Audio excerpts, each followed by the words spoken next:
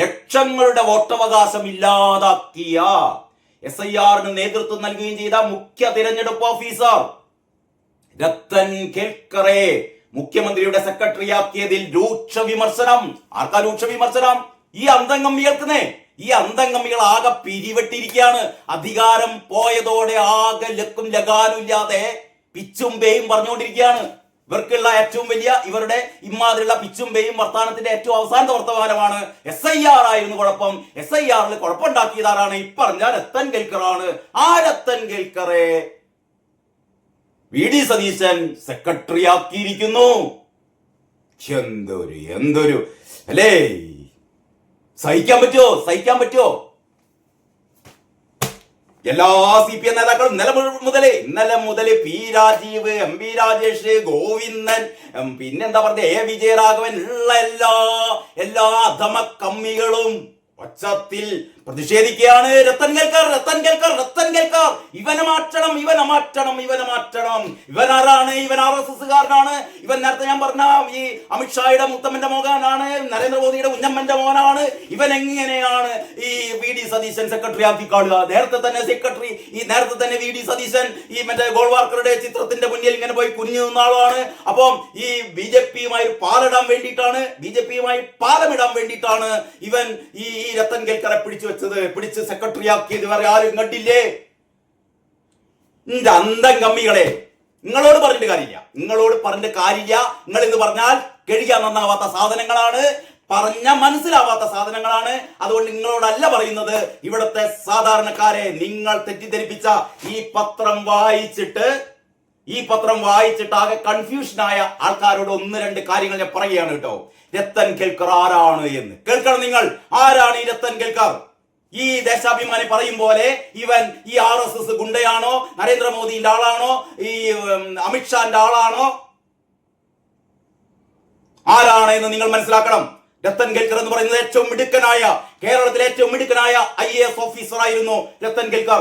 ഈ രത്തൻ കേൽക്കർ അതായത് 2005-2008 രത്തൻ കേൽക്കറുടെ ഔദ്യോഗിക ജീവിതം ആരംഭിക്കുന്നത് 2005-ലാണ്. 2005 മുതൽ 2008 വരെ അന്തംഗമ്മികളെ നിങ്ങളും കൂടി കേൾക്കടോ.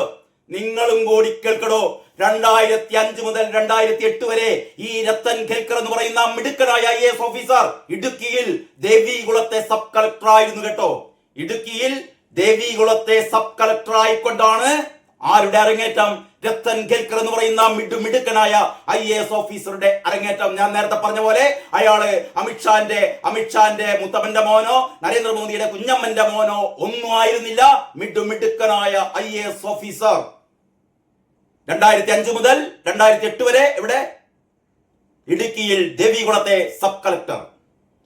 പിന്നീട് നമ്മൾ രത്തൻ കേൽക്കറെ കേൾക്കുന്നത് 2012-ൽ അദ്ദേഹം പ്രൊമോഷനോടെ 2012-ൽ കളക്ടർ ആവുന്നു. ഇവിടെ നമ്മൾ കണ്ണൂരിലെ കളക്ടർ 2012-ൽ കണ്ണൂരിലെ കളക്ടറായി അദ്ദേഹം ചുമതലയേൽക്കുന്നു. ഒരൊറ്റ വർഷം കൊണ്ട് കേരളത്തിലെ ഏറ്റവും മികച്ച കളക്ടർ, ബെസ്റ്റ് കളക്ടർ അവാർഡ്. അന്തംഗമ്മികളെ കേൾക്കേ പോകല്ല, പറയാനുണ്ട് ഇനിയും. 2013-ൽ ബെസ്റ്റ് കളക്ടർ അവാർഡ് ആർക്ക്? രത്തൻ കേൽക്കർക്ക്. എന്ന് പറഞ്ഞാൽ കേരളത്തിലെ ഏറ്റവും മികച്ച IAS ഉദ്യോഗസ്ഥൻ രത്തൻ കേൽക്കർ. അത് കഴിഞ്ഞിട്ട് രത്തൻ കേൽക്കർ എങ്ങോട്ടേക്ക് പോയി എന്നറിയോ? കർണാടകയിലേക്ക് പോയി. അത് 2016-17 കാലത്ത് രത്തൻ കേൽക്കർ ഡെപ്യൂട്ടേഷനിൽ എങ്ങോട്ടേക്ക് പോകുന്നു? കർണാടകയിലേക്ക് പോകുന്നു. കർണാടകയില് അഡീഷണൽ ഹെൽത്ത് മിഷന്റെ അഡീഷണൽ ഡയറക്ടറായിട്ട് നിയമനം. എവിടെ? കർണാടകയിൽ. 2016-17 എഴുതി വെക്കണോ? എഴുതി വെക്ക്. കാരണം നിങ്ങൾ പഠിക്കണം. 2016-17 ഇവിടെ കർണാടകയിൽ ദേശീയ ഹെൽത്ത് മിഷന്റെ ഡയറക്ടർ. ശരി. അത് കഴിഞ്ഞിട്ട് 2018-19 SC/ST ഡയറക്ടർ കർണാടകയിൽ തന്നെ. SC/ST ഡയറക്ടർ കർണാടകയിൽ ഏത് കാലത്താണെന്ന് അറിയോ? 2019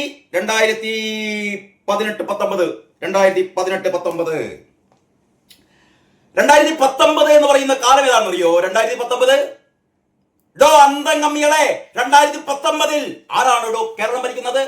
നിങ്ങളെ കാരണഭൂതത്തിന്റെ ഒന്നാം സർക്കാർ, പിണറായിയുടെ ഒന്നാം സർക്കാരാണ് 2019 കേരളം ഭരിക്കുന്നത്. അപ്പോൾ പിണറായി വിജയൻ രത്തൻ കേൽക്കറ വരുത്തുകയാണ്. രത്തൻ കേൽക്കറെ കേരളത്തിലേക്ക് വരുത്തുന്നു പിണറായി വിജയൻ. എന്നിട്ട് കേരളത്തിലേക്ക് കൊണ്ടുവന്നിട്ട് GSTയുടെ കമ്മീഷണർ ആക്കുന്നു. അന്തകമ്മികളെ, രത്തൻ കേൽക്കറെ കേരളത്തിൽ കൊണ്ടുവന്നിട്ട് GSTയുടെ കമ്മീഷണർ ആക്കുന്നത് ആരാണ്? അമിത്ഷാ അല്ല കേട്ടോ, നരേന്ദ്രമോദി അല്ല കേട്ടോ. കാരണഭൂതം അതായത് ഏറ്റവും ഉത്തരവാദിത്തമുള്ള GSTയുടെ കമ്മീഷണറാക്കി 2019 നിയമിക്കുകയാണ് രത്തൻ കേൽക്കറെ. അങ്ങനെ 2019 മുതൽ 2022 വരെ 2019 മുതൽ 2022 വരെ GSTയുടെ കമ്മീഷണറായിരുന്നു. ശരി, 2022 എന്ന് പറഞ്ഞാൽ കാലം ഏതാണ്? പിണറായി സർക്കാരിന്റെ രണ്ടാം ഭരണം. പിണറായി സർക്കാരിന്റെ രണ്ടാം ഭരണകാലത്ത് GST വകുപ്പിൽ നിന്നും മാറ്റിയിട്ട് IT സെക്രട്ടറി ആക്കുന്നു. IT ആരുടെ വകുപ്പായിരുന്നോ? MB രാജേഷ്, P രാജീവ്, അപ്പൻ ഗോവിന്ദ, A വിജയരാഘവ. 2022 പിണറായി സർക്കാരിന്റെ രണ്ടാം ഭരണകാലത്ത് IT സെക്രട്ടറി ആക്കുകയാണ്. IT ആരുടെ വകുപ്പ്? കാരണഭൂതത്തിന്റെ വകുപ്പ്. കാരണഭൂതത്തിന്റെ കയ്യിലുള്ള വകുപ്പിന്റെ സെക്രട്ടറിയാക്കി നിയമിക്കുകയാണ് രത്തൻ കേൽക്കറെ. കാരണം പിണറായി വിജയൻ അറിയാം, ഏറ്റവും മിടുക്കനായ IAS ഓഫീസറാണ് രത്തൻ കേൽക്കർ.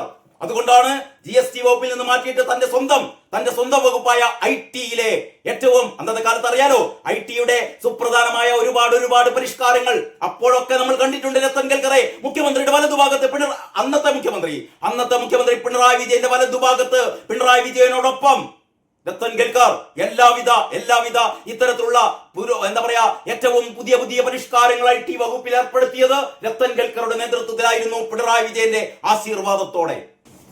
2024 വരെ രത്തൻ കേൽക്കർ ആ സ്ഥാനത്ത് തുടർന്നു. 2024 ഈ നിയമസഭാ തിരഞ്ഞെടുപ്പിന്റെ നടപടിക്രമങ്ങൾക്ക് വേണ്ടിയിട്ട് കേന്ദ്രം ആവശ്യപ്പെടുകയാണ്. കേരളത്തിൽ ഒരു ചീഫ് ഇലക്ഷൻ ഓഫീസർ വേണം. CEO, chief election officer. അതാര് വേണമെന്ന് നിശ്ചയിക്കുന്ന ആരാണെന്നറിയോ? അവിടെ അമിത്ഷായും നരേന്ദ്രമോദിയും ഒന്നും അല്ല കേട്ടോ. അതാത് സംസ്ഥാനത്തെ മുഖ്യമന്ത്രിയാണ്. പിണറായി വിജയൻ ലിസ്റ്റ് കൊടുക്കുകയാണോ? രത്തൻ കേൽക്കർ ആവണം ആര്? Chief election officer.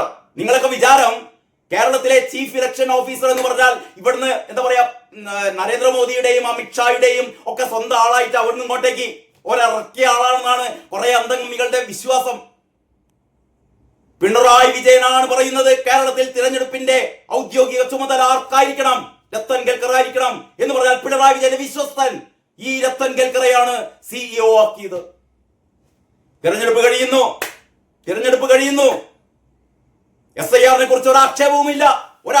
ഏറ്റവും ഭംഗിയായിട്ട് കേരളത്തിലെ തിരഞ്ഞെടുപ്പ് കഴിയുന്നു.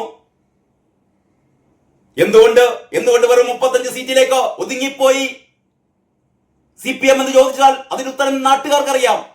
അതിന്റെ ഉത്തരം സഖാക്കൾക്ക് അറിയില്ലെങ്കിലും ഇവിടുത്തെ നാട്ടുകാർക്കറിയാം എന്തുകൊണ്ടെന്ന്. അതുകൊണ്ട് അക്കാര്യം ഞാൻ പറയുന്നില്ല. അങ്ങനെ തെരഞ്ഞെടുപ്പ് കഴിഞ്ഞു. 102 സീറ്റുമായി UDF അധികാരത്തിലെത്തുന്നു. വി ഡി സതീശൻ എന്ന് പറയുന്ന പിണറായി വിജയനെ പോലെ മന്ദബുദ്ധിയല്ല, പിണറായി വിജയനെ പോലെ പൊട്ടനല്ല, പിണറായി വിജയനെ പോലെ എഴുത്തും വായനയും അറിയാത്ത നിരക്ഷര കുക്ഷിയല്ല ആര്? വി ഡി സതീശൻ.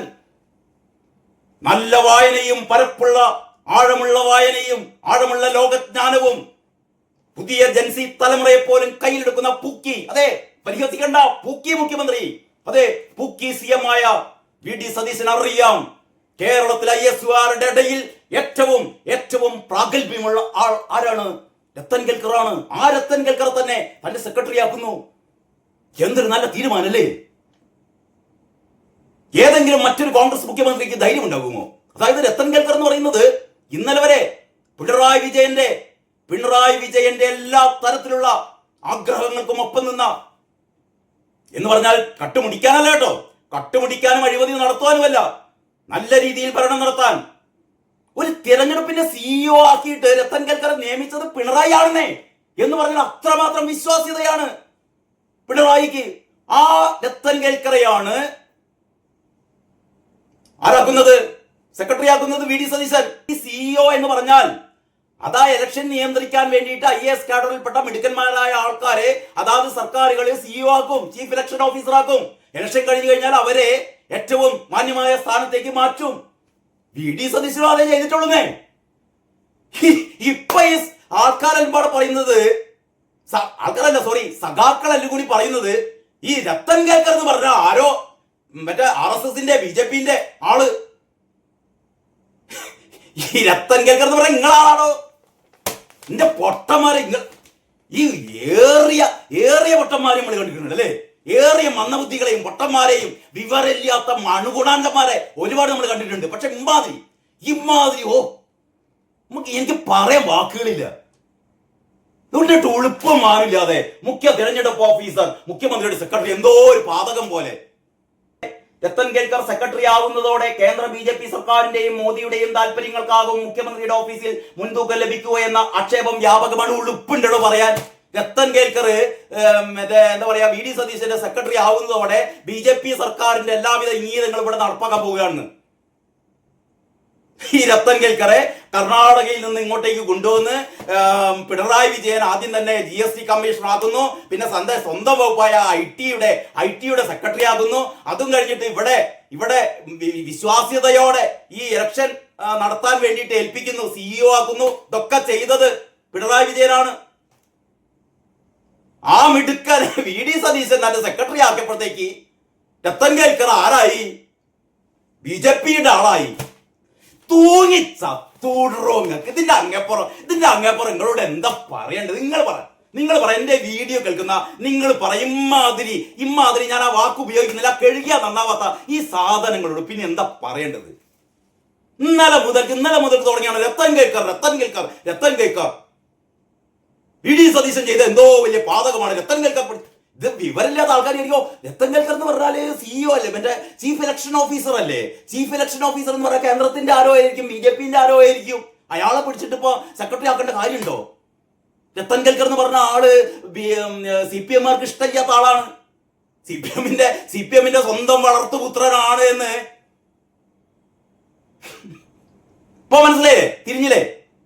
ഇതാണ് പറഞ്ഞത് CPM-കാരുടെ നെറികെട്ട ഉളുപ്പില്ലാത്ത എന്ന് പറഞ്ഞേ. ഇവരിഞ്ഞ് തിരിച്ചു വരില്ലാതെ എങ്ങനെ തിരിച്ചു വരാൻ? ആർക്കാ വരെ വേണ്ടത്? ഓരോ ദിവസവും ഇവരുടെ ഗ്രാഫ് ഇങ്ങനെ താഴ്ന്ന് ഇവരുടെ ഒപ്പമുള്ള അന്തംഗമ്മികൾ തന്നെ വരെ. ഏറ്റവും അവസാനം ഞാൻ ഇന്നലെ വീഡിയോ ചെയ്തു. ആ പാറശാലയില് നിങ്ങൾ ആലോചിച്ചു നോക്കണം. പാറശാലയില് ഇന്നീ പാർട്ടി ലോകമെങ്ങും ശോഭിച്ചിടും കാരണഭൂതം പിണറായി വിജയൻ എന്ന സഖാവു തന്നെ എന്ന് പറഞ്ഞുകൊണ്ട് 502 സഖാർത്ഥികളെ കൊണ്ട് തിരുവാതിരക്കളി കളിപ്പിച്ച പാറശാലയിലെ CPM-ന്റെ സെക്രട്ടറി, ഏരിയ സെക്രട്ടറി ഇപ്പൊ പറയാണ് പിണറായി വിജയ മാറടോ, രാജിവെച്ച് പോടോന്ന്. ഇങ്ങനത്തെ ഒരു മാറ്റം നിങ്ങൾ എവിടെയും കണ്ടിക്കുന്നു? 3.5 വർഷം മുമ്പായിരുന്നു പാർട്ടി സമ്മേളനത്തോടനുബന്ധിച്ച് ഈ തിരുവാതിരക്കളി നടത്തിയത്. അന്ന് കാരണഭൂതം എന്ന് പറഞ്ഞാണ് തിരുവാതിരക്കളി കളിപ്പിച്ച ആ നേതാവ് പറയാണ് ഇയാള് വേണ്ട, ഇയാള് മാറ്റ് എന്ന് പറഞ്ഞ ആൾക്കാർക്ക് മനസ്സിലായിന്ന്. ഇപ്പറഞ്ഞ പൊട്ടനും വെച്ച് കണ്ട് എത്ര നാളായിരിക്കുക? പൊട്ടനും പൊട്ടം വരുമാനിയും. എന്നിട്ടും അപ്പം ഗോവിന്ദൻ പറഞ്ഞ് മാറ്റൂല. മൂപ്പരും മാറ്റണം എന്ന് പറഞ്ഞു. വേണ്ട, അപ്പം ഗോവിന്ദനും വേണ്ട, ഇപ്പറഞ്ഞ കാരണഭൂതവും വേണ്ട, മറ്റേ KK രാഗേഷും വേണ്ട, വിജയരാഘവനും വേണ്ട. പിന്നെപ്പോ ആരാ ഉള്ളത്? അതാണ് ഇപ്പൊ ഏറ്റവും വലിയ രസം. ഞാൻ ആരാ ഉള്ളത്?